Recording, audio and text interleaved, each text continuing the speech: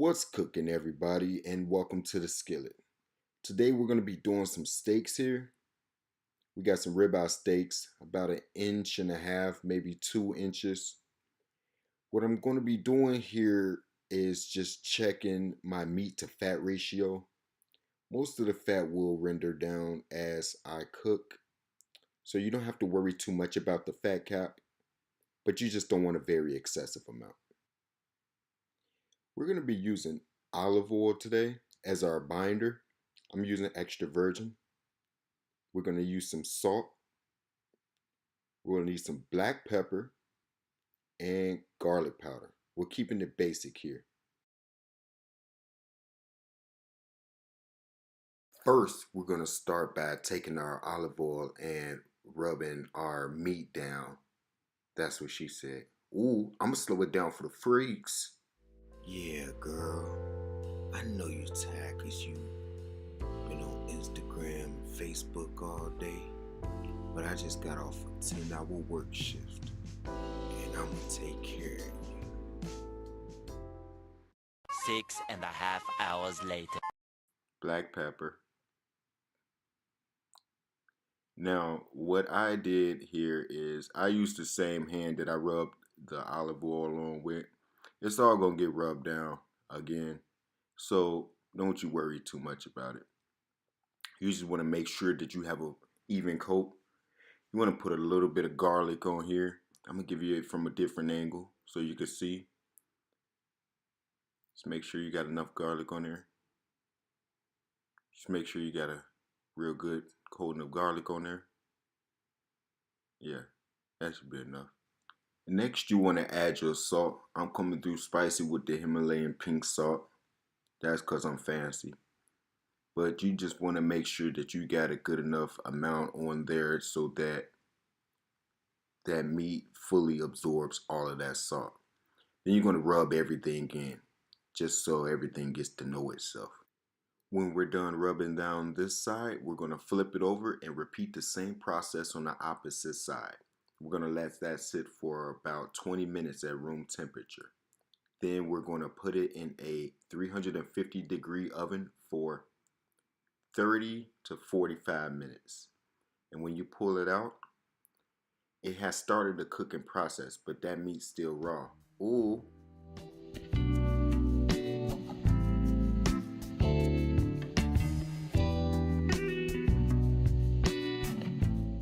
Now we'll begin our searing process by adding some oil to a cast iron skillet and getting that preheated. Now the next step in the process is we're going to be adding some butter into that skillet.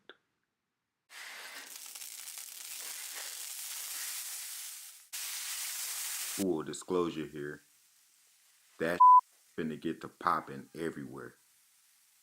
Only if you're an amateur though, you might have to pull out the heavy artillery just to save yourself from the burn. Once that butter melts down a little bit, we're going to add some garlic. I'm using the elephant ear garlic, just 1 clove, crushed it down and threw it in. Next, we're going to add some thyme into the skillet and shake it around a little bit so that all of the flavors combine.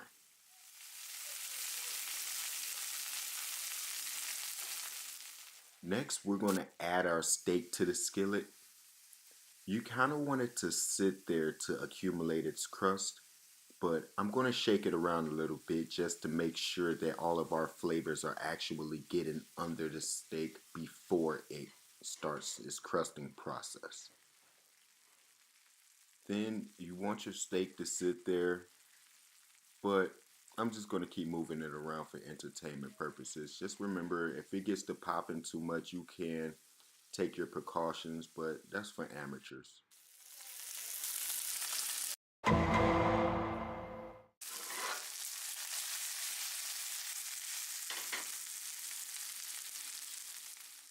The amount of liquid that accumulates in the pan depends on how much butter you actually add, how much oil, and how much fat actually renders down from that steak. I didn't have too much going on, so I just added some more butter, which is okay. I love you too, son.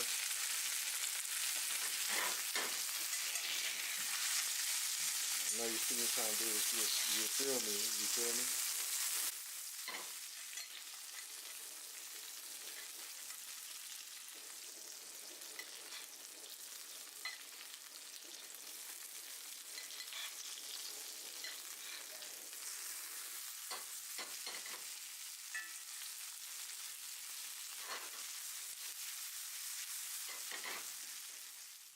As I'm preparing this steak, I just thought it's worth mentioning that I'll be preparing this one at medium well. I also have a medium steak that I'm going to do. For medium, you're just not going to sear it as long, or maybe not let it sit in the oven as long. But I like mine around medium well, so what I'm going to do is take out my garlic and thyme at a certain point so that that doesn't burn. And I'm just going to continue searing.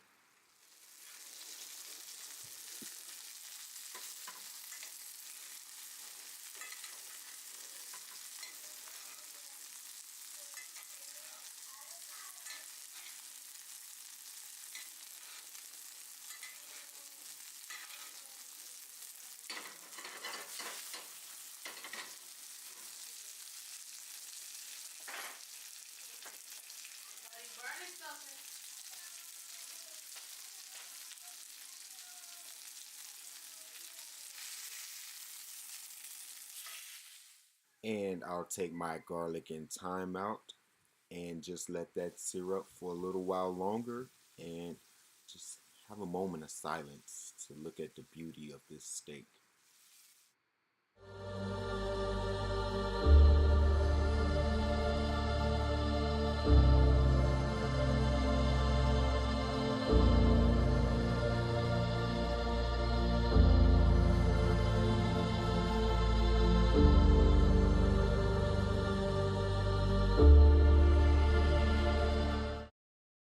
And the wait is over. Here I have my medium well steak. I'm poking it just to see how done it is in the middle.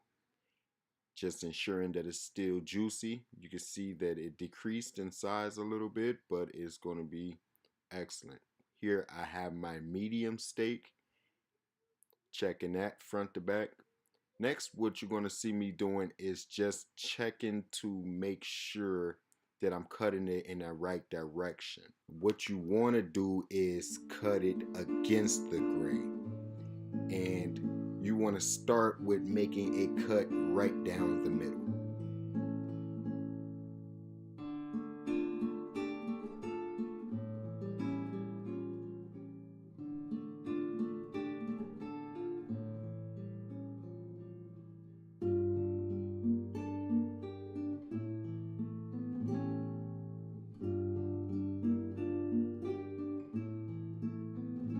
The area here where my knife isn't cutting through all the way, that's just where that fat gap area is.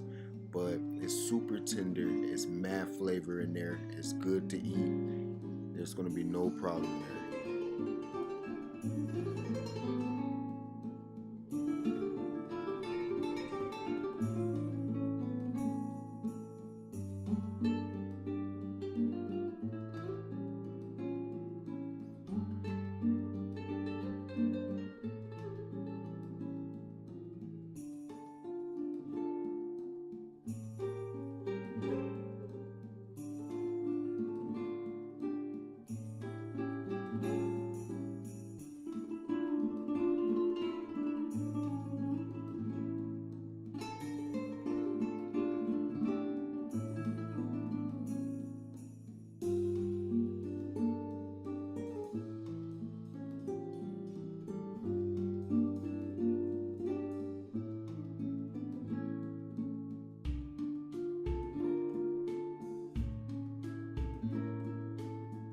And of course, if anybody tries out this recipe, feel free to comment down below. Let me know how you liked it. Let me know if there's any changes that you made to the recipe. Let me know if there's any changes that you would recommend that I make. Maybe I'll feature it in a future video. As always, enjoy.